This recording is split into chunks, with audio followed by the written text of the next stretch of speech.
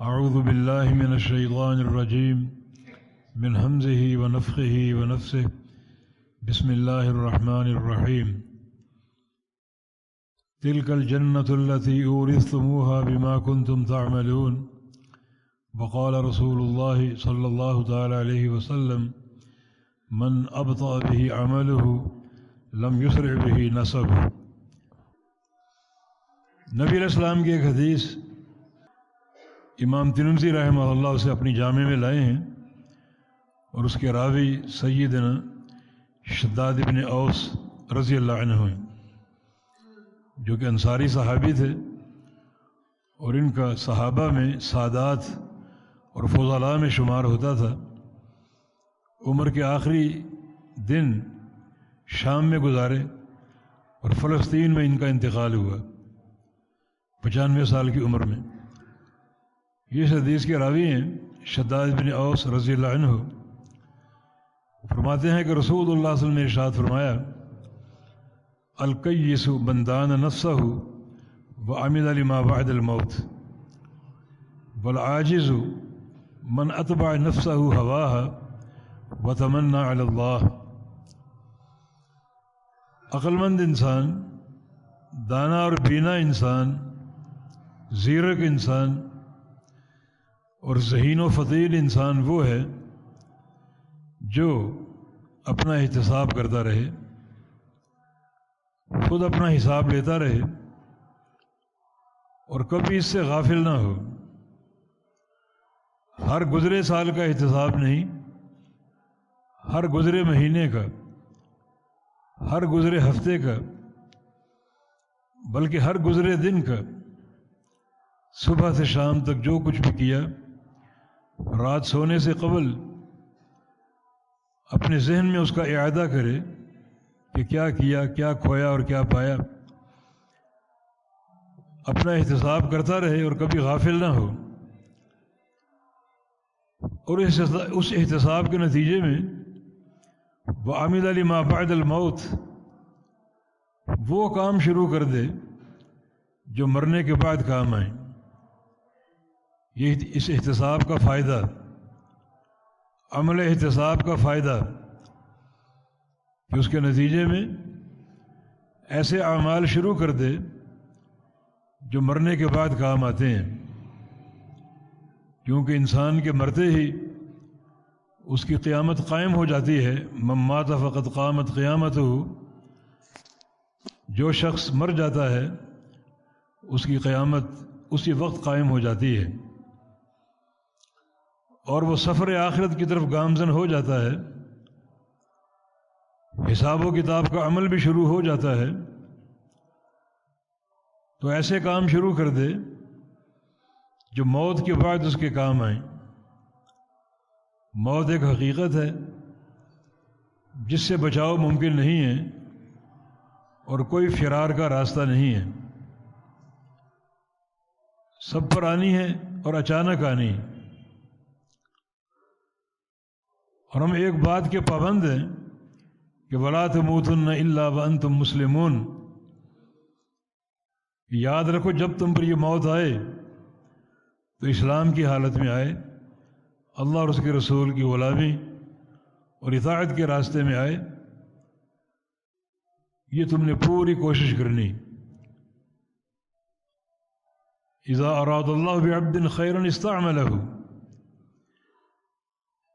اسلام کی حالت میں موت آنا اللہ تعالیٰ کا ارادہ خیر ہے۔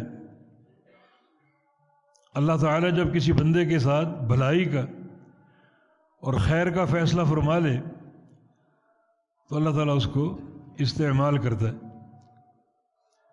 صحابہ نے پوچھا وما یستعملہ یا رسول اللہ، یا رسول اللہ صلی اللہ علیہ وسلم استعمال کرنے کا معنی کیا ہے؟ تو رسول اللہ صلی اللہ علیہ وسلم نے ارشاد فرمایا یوفقہ لعمل صالح ثم یقبضہ علیہ، کہ اللہ رب العزت اس پر نیک اعمال کھول دیتا ہے، نیک اعمال کا دروازہ کھول دیتا ہے، اور وہ نیکیاں مسلسل کرتا جاتا ہے۔ یہ وہ نیکیاں ہیں جو مرنے کے بعد کام آئیں گی۔ اور اللہ تعالیٰ اسے نیکیاں کرتے کرتے اٹھا لیتا ہے۔ یہ ہے وَلَا تَمُوتُنَّ إِلَّا وَأَنْتُمْ مُسْلِمُونَ، کہ تم پر موت اسلام کی حالت میں آئے، اعمال صالحہ کے ساتھ آئے، اللہ اور اس کے رسول کی اطاعت کے رنگ میں رنگے ہو، اور اس طرح موت آ جائے تو یقیناً یہ انتہائی کارآمد موت ہے۔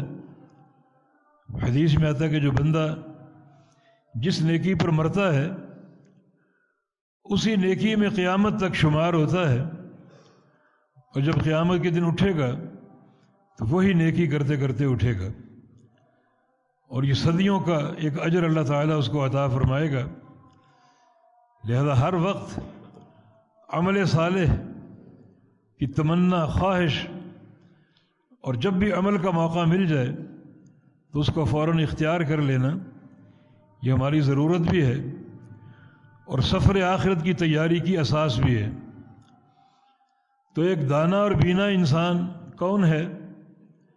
من دان نفسہ، جو اپنے نفس کا حساب خود لیتا رہے، خود اپنے آپ کو چیک کرتا رہے، وعمل لما بعد الموت، اور اس احتساب کے نتیجے میں ایسے عمل شروع کر دے جو مرنے کے بعد کام آئیں گے، پھر اس کی جو کوشش اور محنت ہے اس کا محور دنیا نہ ہو بلکہ آخرت ہو۔ یہ ایک انسان کی دانائی ہے، اس کی دانائی کی علامت ہے، اس کی ذہانت اور فطانت کی علامت ہے کہ اس کی توجہ ما بعد الموت ہے، دنیا کی زندگی نہیں ہے بلکہ اس کی توجہ آخرت پر ہے، آخرت کے اعمال انجام دیتا ہے۔ تو اگر ایک سال تبدیل ہو رہا ہے تو خود احتسابی کا عمل بیدار ہونا چاہیے کہ یہ سال کیسا گزارا ہم نے، اس سال کیا کچھ کیا اور کیا کچھ نہیں کیا۔ کوئی معصیتیں ہیں تو توبہ ہو جائے، اعمال صالحہ ہیں تو ان میں اور بہتری آ جائے، کیونکہ ایک مومن کا ہر آنے والا دن گزرے دن سے بہتر ہوتا ہے، ہر آنے والا دن گزشتہ دن سے بہتر ہوتا ہے۔ یہ احتساب کا لازمی نتیجہ ہے کہ ما بعد الموت کی تیاری کرے، جو ایک اٹل حقیقت ہے، اور یہ کوشش کرے کہ اس کی موت اعمال صالحہ کے انجام دہی میں آئے، اللہ تعالیٰ سے اس طرح جا ملے کہ اللہ اور اس کے رسول کی اطاعت قائم ہو اور اعمال صالحہ جاری ہوں۔ یہ اس احتساب کا ایک بہترین نتیجہ ہے۔ تو یہ حدیث اسی صورتحال پر منطبق ہو رہی ہے کہ اپنی ذہانت اور فطانت کا راستہ اپناؤ، اور وہ احتساب ہے، خود اپنا حساب لیتے رہو۔ امیر المؤمنین عمر بن خطاب رضی اللہ عنہ بسا اوقات اپنے جو عمال تھے، گورنر تھے، انہیں خط لکھوایا کرتے، اور چونکہ آپ زبردست مربی تھے تو ان کی تربیت کے لیے بعض اوقات کچھ جملے لکھوایا کرتے تھے۔ 3 جملے منقول ہیں آپ کی سیرت سے کہ حاسبوا انفسکم قبل ان تحاسبوا وزنوها قبل ان توزنوا وتجهزوا للعرض الاکبر۔ اپنا حساب لے لو قبل اس کے کہ حساب لیے جاؤ، یعنی قیامت کے دن، قبل اس کے کہ تم مر جاؤ اور سفر آخرت شروع کر دو اور تمہارا حساب شروع ہو جائے، اس سے قبل خود اپنا حساب لے لو، خود اپنے آپ کو چیک کرتے رہو اور اپنی اصلاح کے راستے پر گامزن ہو جاؤ۔ خود احتسابی اپنا حساب لیتے رہو قبل اس کے کہ اللہ تمہارا حساب لے۔ وہ بڑی مشکل گھڑی ہوگی، تو پھر بہتر ہے کہ آج ہی اپنا احتساب شروع کرو اور اس احتساب کے نتائج پر غور کرو. اگر اعمال صالحہ ہیں تو ان میں اور بہتری لاؤ، اور اگر معصیتیں ہیں تو ان پر سچی توبہ کر لو، اور توبۃ النصوح کے بعد عمل صالح کا راستہ اپنا لو. یہ ہر مسلمان کی ذمہ داری ہے، کیونکہ اخروی حساب کا معاملہ بہت ہی سنگین اور کڑا ہے. کون شخص یہ دعویٰ کر سکتا ہے کہ وہ گناہوں سے پاک ہے اور گناہوں کے تعلق سے اس کا حساب نہیں ہوگا؟ چلے 1 منٹ کے لیے مان لیتے ہیں کہ گناہوں سے پاک ہے. اس کے بعد کون شخص یہ دعویٰ کر سکتا ہے کہ اس کے فرائض کا معاملہ پورا ہے، اس میں کوئی کوتاہی نہیں، کوئی کمی نہیں، کسی قسم کی تقصیر نہیں؟ کون یہ دعویٰ کر سکتا ہے؟ اور اگر تقصیر ہے تو اس پر لازمی حساب ہوگا. یہ بھی مان لیں کہ اس کے فرائض کا معاملہ پورا ہے، کسی کمی اور کوتاہی کے بغیر. نماز اگر پڑھتا ہے تو پوری سنت کے مطابق حضور قلبی کے ساتھ، دل کے خشوع اور تضرع کے ساتھ اگر یہ مان بھی لیں، جو کہ ممکن نہیں ہے، تو پھر تیسرا ایک سوال ہے، جو اللہ تعالیٰ کی نعمتیں ہیں ان کے شکر کا حق کس کس نے ادا کیا ہے؟ کیونکہ نعمتیں تو بے تحاشا ہیں. وَإِن تَعُدُّوا نِعْمَةَ اللَّهِ لَا تُحْصُوهَا، اگر تم اللہ کی نعمتیں شمار کرنے لگو تو شمار نہیں کر سکتے. تو ان کا حق شکر ادا ہوا؟ ہم تو وہ نعمتیں پوری شمار نہیں کر سکتے، شکر ادا کرنا تو دور کی بات. اسی لیے پیارے پیغمبر صلی اللہ علیہ وسلم نے روزانہ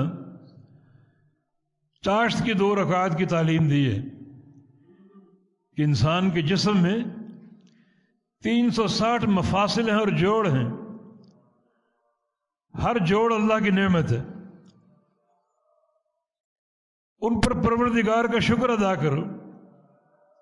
تو 360 ان کا کیسے روزانہ شکر ادا کیا جائے؟ فرمایا کہ یجزی عن ذالک کلہ رکعۃ الضحیٰ، ضحیٰ کی 2 رکعتیں، چاشت کی 2 رکعتیں کفایت کر جائیں گے. یہ 2 رکعت 360 مفاصل کا حق شکر ادا کر جائیں گے. بعض حدیث میں اس نماز کو اوابین کی نماز قرار دیا گیا. صرف آپ نے وضو کرنا ہے اور 2 نفل ادا کرنے، تو آپ کا شمار کن بندوں میں ہوگا؟ اوابین میں. وہ بندے جو اپنے رب کی طرف رجوع اختیار کرتے ہیں، رب تعالی سے لو لگانے والے، سچی دوستی اور صلح کرنے والے اوابین، صرف ان 2 رکعات کی بدولت. تو شریعت تو ہر پل آپ کی ترقی، رفعت چاہتی ہے کہ آپ بلندی درجات پر فائز ہوں، آپ کا تعلق باللہ راست اور قوی اور راسخ ہو. لیکن ہم اس تعلق سے بیدار نہیں ہو پاتے، خرافات میں زیادہ منہمک ہیں، اور وہ جو اعمال صالحہ کا راستہ ہے اس کی طرف کوئی توجہ نہیں. تو کون شخص یہ دعویٰ کر سکتا ہے کہ وہ گناہوں سے پاک ہے؟ اور اگر دعویٰ کر بھی جائے تو کون شخص یہ دعویٰ کر سکتا ہے کہ اس کے اعمال صالح ہر لحاظ سے پورے ہیں اور کوئی حساب نہیں ہوگا؟ یہ دعویٰ بھی کر جائے تو کون شخص یہ دعویٰ کر سکتا ہے کہ وہ اللہ تعالیٰ کی تمام نعمتوں کا حق شکر ادا کر چکا؟ پیارے پیغمبر محمد رسول اللہ صلی اللہ علیہ وسلم رات کو قیام کرتے، تفطرت قدماہ، اتنا لمبا قیام کہ انتفخت قدماہ، آپ کے پاؤں سوج جاتے، ایڑیاں پھٹ جاتی۔ ام المومنین فرماتی ہیں ہمیں ترس آتا، تضرع، رونا، آہ و زاری الگ ہے، مگر یہ جسمانی تھکاوٹ کا حال ہے کہ پاؤں سوج رہے ہیں، ایڑیاں پھٹ رہی ہیں۔ ایک بار اظہار کر دیا، یا رسول اللہ صلی اللہ علیہ وسلم، آپ تو وہ شخصیت ہیں جن کے لیے قدم قدم پر بشارتیں ہیں، اور گناہوں کی بخشش کی ویسے ہی نوید آپ کو حاصل ہے۔ گناہ تو ہے ہی نہیں، آپ تو معصوم ہیں، لیکن جس قدر تقوی زیادہ ہو اسی قدر بندے کے دل میں گناہوں کی ہیبت کا خوف ہوتا ہے۔ اسی کی مثال لے لیجیے کہ اللہ کے پیارے پیغمبر صلی اللہ علیہ وسلم جب بیت الخلاء سے نکلتے تو ایک دعا پڑھتے، غفرانک، یا اللہ تجھ سے گناہوں کی بخشش چاہتا ہوں۔ یہ اس دعا کا کیا محل ہے؟ یہ حقیقی تقوی کی باتیں ہو رہی ہیں۔ نبی علیہ السلام کی زبان ہمیشہ اللہ کے ذکر سے تر رہتی تھی، لیکن بیت الخلاء میں اللہ کا ذکر جائز نہیں ہے۔ اسے بھی کوتاہی پر محمول کیا گیا۔ یہ شدت تقوی کی بات ہے، ہماری بات نہیں ہے۔ بقول انس بن مالک رضی اللہ عنہ کے کہ انتم تأتون بأمور هي ادق في اعینکم من الشعر وكنا نعدها من الموبقات، کہ تم آج کل ایسے گناہ کرتے ہو کہ تمہارے نزدیک ان گناہوں کا وزن بال سے بھی باریک ہے۔ ہم اللہ کے پیارے پیغمبر کے دور میں ان گناہوں کو پہاڑوں سے وزنی شمار کیا کرتے تھے، اور تمہاری سوچ میں بالوں سے باریک ہیں، بالوں سے ہلکے ہیں۔ ہم ان گناہوں کو پہاڑ جیسا محسوس کرتے تھے۔ تو یہ وہ معصیت ہے، یہ بندے کے اختیار میں نہیں ہے، لیکن بیت الخلاء میں گزارے لمحات کو کوتاہی شمار کیا جا رہا ہے کہ ذکر نہیں ہو سکا۔ غفرانک، یا اللہ تو بخش دے، معاف کر دے۔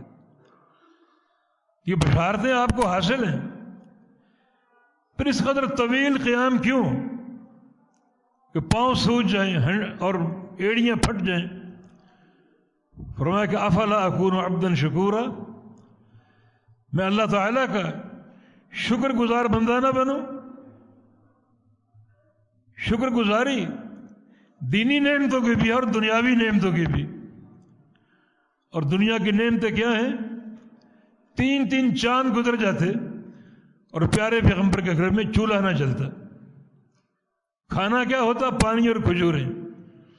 یہ دنیا کی نعمتیں ہیں، بس اوقات وہ بھی نہ ملتے تو پیٹ پر پتھر باندھنے پڑتے۔ یہ دنیا کی نعمتیں ہیں جن کا حق شکر ادا ہو رہا ہے رات بھر کے قیام کی صورت میں۔ تو کون شخص یہ دعویٰ کر سکتا ہے کہ اللہ تعالیٰ کی نعمتوں کا حق شکر ادا کرنے میں وہ پوری طرح کامیاب ہے؟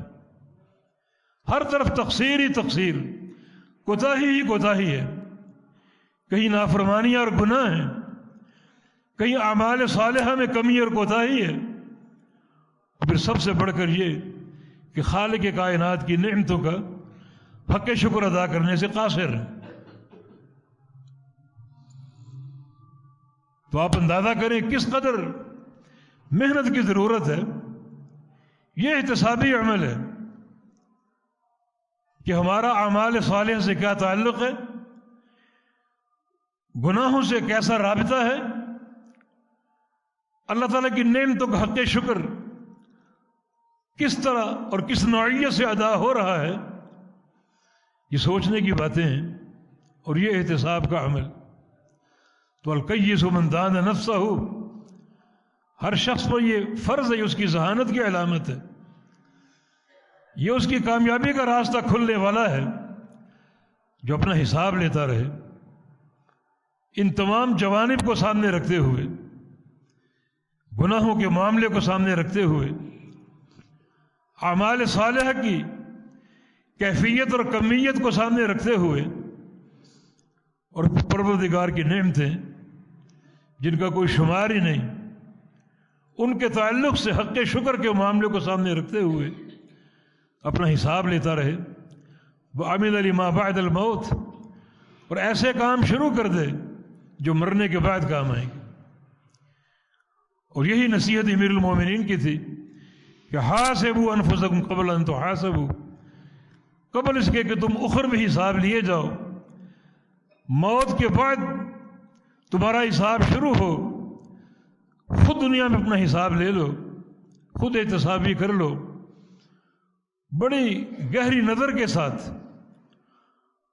اور اس احتساب کے نتیجے پر غور کرو، کیا نتیجہ آ رہا ہے، اعمال صالحہ سے کیسا تعلق ہے، گناہوں سے کیسا تعلق ہے، اور نعمتوں کا حق شکر کس طرح ادا ہو رہا ہے۔ ان چیزوں کو دیکھو، اور جو نتیجہ سامنے آئے اس کی روشنی میں مرنے کے بعد اپنے لائے عمل کا تعین کرو، اس کی ترتیب دو، اور ایک ایسی حیات شروع کرو جو حیات طیبہ ہے، جو اعمال صالحہ کے ساتھ ہے اور گناہوں سے بچنے کی صورت میں ہے۔ اور ساتھ ہی فرماتے وزنوها قبل ان توزنوا، اور قبل اس کے کہ تم قیامت کے دن تولے جاؤ، اپنے آپ کو دنیا میں تول لو، اپنا وزن کر لو۔ یہ وزن آپ کے جسم کا نہیں ہے، یہ وزن آپ کی روحانیت کا ہے، یہ وزن ان اعمال کی صورت میں ہے جو اعمال آخرت ہیں، جو آخرت کو سنوارنے والے ہیں۔ وزن کر لو اپنا قبل ان توزنوا، قبل اس کے کہ قیامت کے دن وزن کیے جاؤ۔ اللہ تعالیٰ قیامت کے دن بھی تولے گا، اس کے وزن کا معاملہ بڑا دقیق ہے، بڑا باریک بینی پر قائم، تاکہ پوری طرح اس عالم محشر میں اس کا انصاف قائم ہو جائے، اس کا عدل قائم ہو جائے، ہر بندے پر حجت قائم ہو جائے۔ اللہ تعالیٰ پہلے ہر بندے کے صحائف اعمال کو تولے گا، فرشتے مقرر ہیں نیکیاں گناہ لکھنے میں، ایک فرشتہ نیکیاں لکھ رہا ہے، دوسرا گناہ لکھ رہا ہے۔ یہ صحیفے قیامت کے دن آئیں گے اور ان کا وزن ہوگا۔ یہ صحائف فرشتوں نے تیار کیے جو غلطی کرنے والے نہیں ہیں، عباد مکرمون، بڑے عزت والی مخلوق ہے وہ، عزت والے بندے ہیں وہ، ان سے کوئی خطا واقع نہیں ہوتی۔ لا یعصون اللہ ما امرہم، ایک لمحہ کی نافرمانی کا وہاں تصور نہیں ہے۔ تو ان صحیفوں کے وزن سے اللہ تعالیٰ کے عدل کی حجت قائم ہوگی۔ دوسرا، اللہ رب العزت خود اعمال کو تولے گا، نمازیں ہیں، روزے ہیں، حج عمرہ ہے، زکاتیں ہیں، نوافل ہیں، فرائض ہیں، ان کے مقابلے میں گناہ ہیں بندوں کے، کسی کی غیبت ہے، کسی کی چوری ہے، کسی کی خیانت ہے، بڑی معصیتیں ہیں، وہ ایک پلڑے میں ہوں گی، نیکیاں ایک پلڑے میں ہوں گی۔ اے بندے، یہ تیرے ہی اعمال ہیں، تیرے ہی کرتوتے ہیں، اور تیرے سامنے ان کا وزن ہو رہا ہے، یہ میزان ان کو تول کر دکھائے گا۔ تو یہ بھی ایک وزن ہے، وزن کی صورت ہے۔ اور تیسرا، اللہ رب العزت بندوں کو اس میزان میں ڈال دے گا۔ صحیح بخاری میں نبی علیہ السلام کی حدیث ہے، رب سمین لا یدن عند اللہ جناح بعوضہ، کہ بہت سے بھاری بھرکم لوگ آئیں گے، بڑے موٹے تازے، جسمانی اعتبار سے بڑے قداور، ان کو ڈال دو اس میزان میں، دیکھیں کیا ان کا عمل ہے اور کیا ان اعمال کا وزن ہے اور کیا ان کے جسم کا وزن بنتا ہے۔ فرمایا کہ لا یزن عند اللہ جناح بعوضہ، اس میزان میں ان کا وزن ایک مچھر کے پر کے برابر بھی نہیں ہوگا، کیونکہ اعمال صالح ہی نہیں، اللہ تعالیٰ کی نعمتوں کا حق شکر ہی نہیں، گناہوں سے بچاؤ کی کوشش ہی نہیں، تو وزن کہاں سے بنے گا؟ یہ تین چیزوں کو تول کر چیک کیا جائے گا، خود انسان کو، اس کے اعمال سمیت، اور اس کے اعمال کے صحائف کو جو فرشتوں نے لکھے، اور اس کے اعمال کو، تاکہ ہر لحاظ سے پوری طرح اللہ تعالیٰ کا عدل آشکارا ہو جائے اور اس کے عدل کی حجت قائم ہو جائے۔ تو امیر المومنین فرماتے ہیں وَزِنُوهَا قَبْلَ أَن تُوزَنُوا، قبل اس کے کہ اس دن تولے جاؤ، آج خود ہی اپنے آپ کو تول لو، وزن کر لو، دیکھو کیا نیکیاں اور کیا گناہ ہیں۔ پھر وزن کی مضبوطی اور وزن کی ایک شدت اور کثرت جو ہے وہ کچھ جانبی اعمال کے ساتھ ہے، بندے کا اخلاص ہے، بندے کا جذبہ اطاعت رسول ہے صلی اللہ علیہ وسلم۔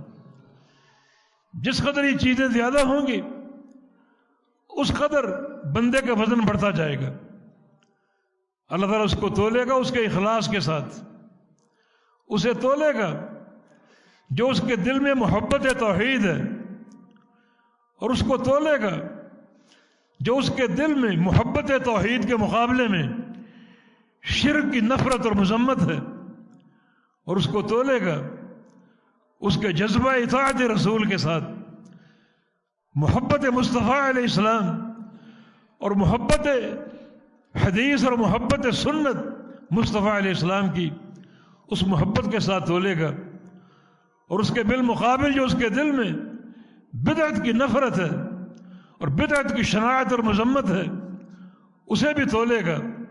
تو یہ وہ جانبی امور ہیں جو بندے کے وزن کو بھاری کریں گے۔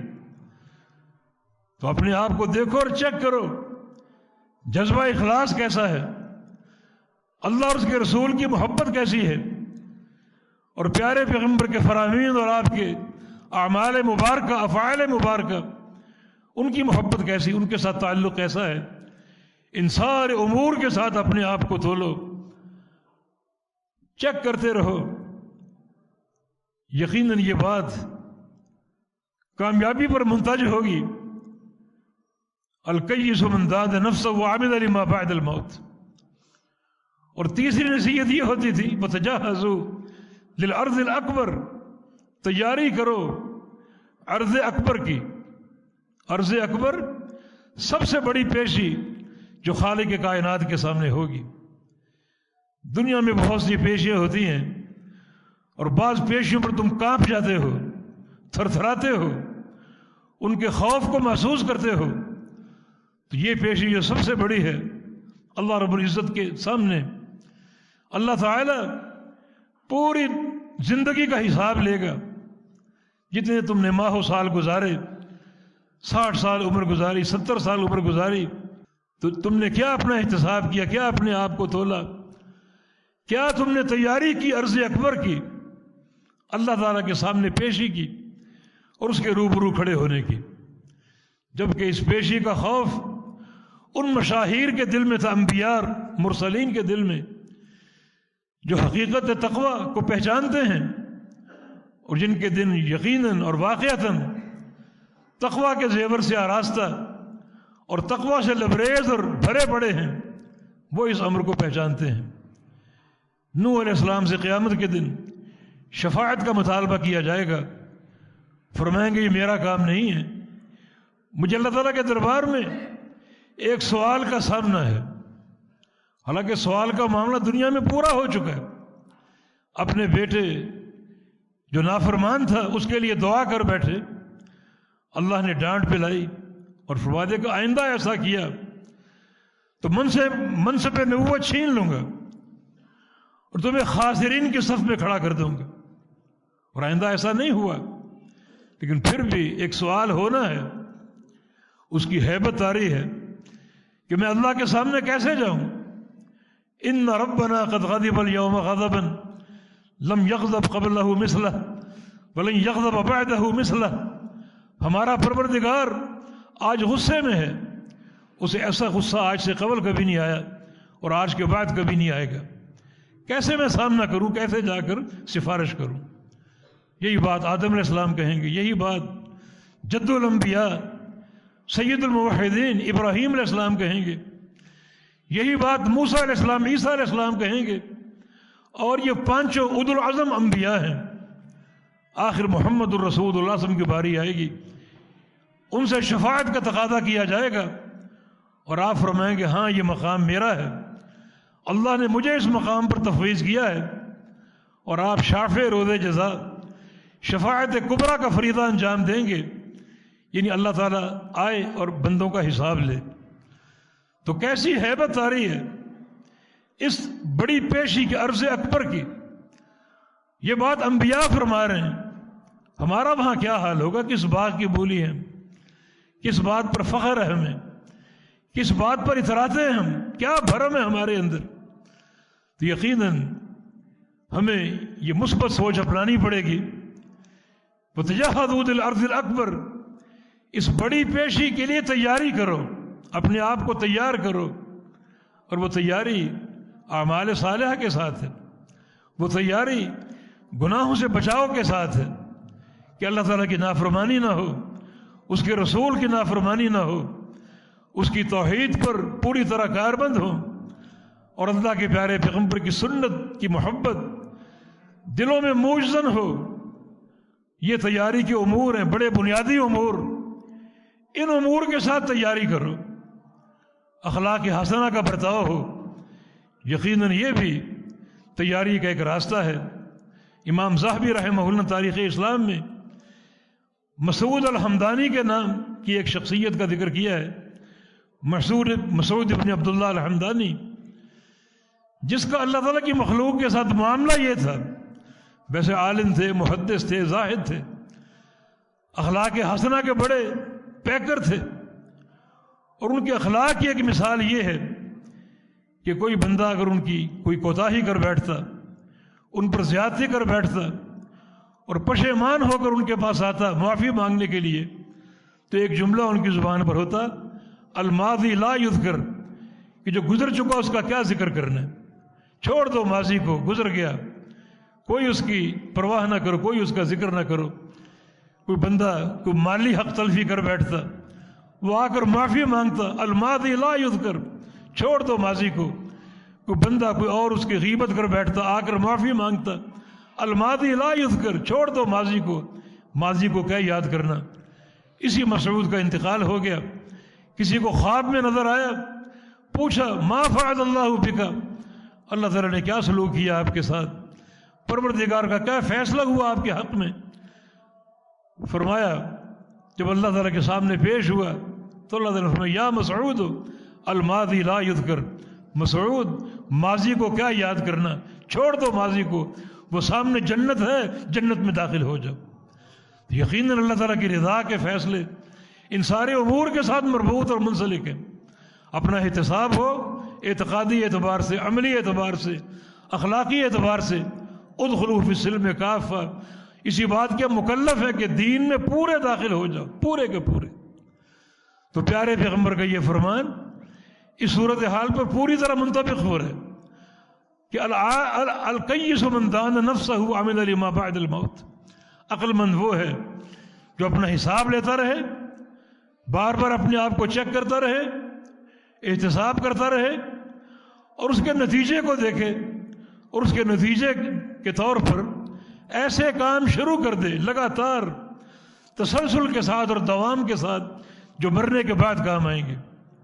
اور فرمایا کہ والعاجز من اتبع نفسہ ہواہ وتمنى علی اللہ, اور وہ شخص انتہائی عاجز ہے, تھکا ہوا, احمق ہے, بیوقوف ہے, جو خواہشات نفس کا پیروکار بن جائے. کتاب و سنت کی بجائے, اللہ اور اس کے رسول کے فرامین کی بجائے اپنے نفس کی خواہشات کا غلام بنا بیٹھا ہے اور نفس کی خواہشات کا پیروکار بنا بیٹھا ہے.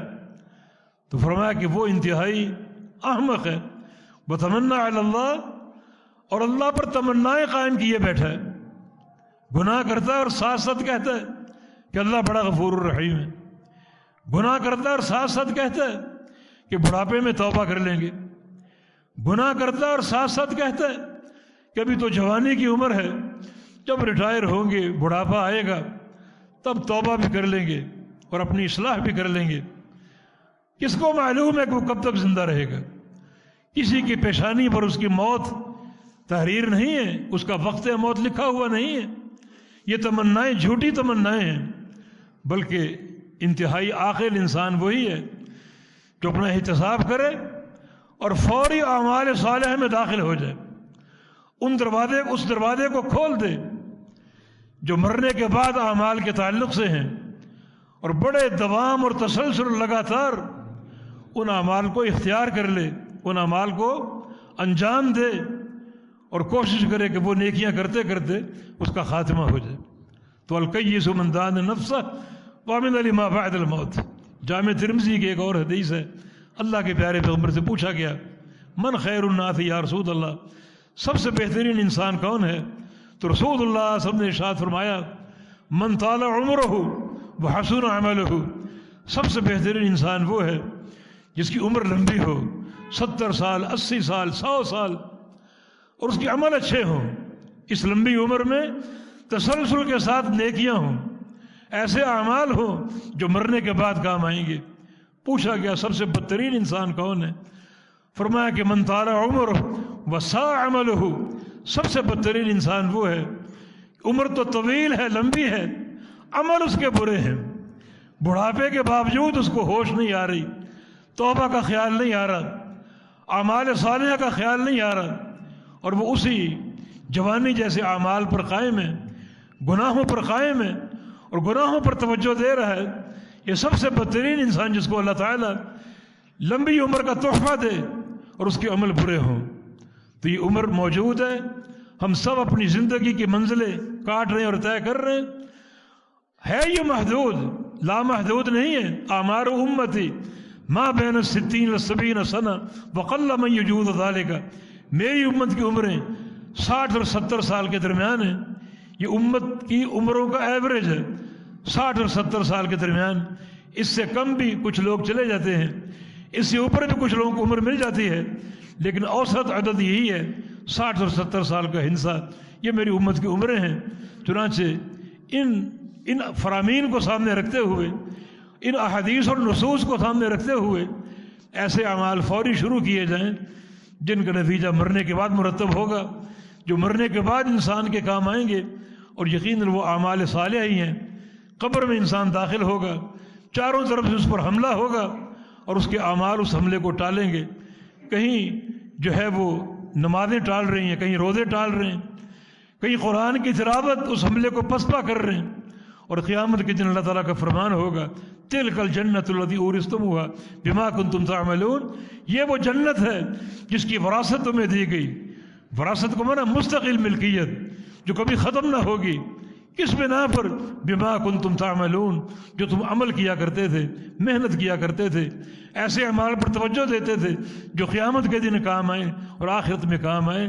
آج وہ کام آ چکے، سامنے جنت موجود ہے، اس میں داخل ہو جاؤ۔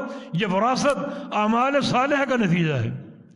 ساتھ ساتھ مستقل دعائیں ہوں اللہ تعالیٰ کی توفیق کی، اللہ پاک توفیق عطا فرما دے، اللہ ہمیں اعمال صالحہ کی توفیق عطا فرما دے۔ یا اللہ ہماری تمام تر توجہات کا مرکز اور محور ما بعد الموت ہو، آخرت ہو، دنیا دنی جو ہے اس کے ساتھ ایک واجبی تعلق ہو، اصل تعلق آخرت کے ساتھ ہو جو مرنے کے بعد کام آئے گا۔ اللہ تعالی ہمیں اپنے فالحین اور نیک بندوں میں شامل فرما لے، اور اللہ پاک ہماری اصلاح فرما دے، اللہ ہم سب سے راضی ہو جائے، ہمارے گناہوں کو معاف فرما دے۔ اقول قولی ھذا واستغفر اللہ لی ولکم وآخر دعوانا ان الحمد للہ رب العالمین۔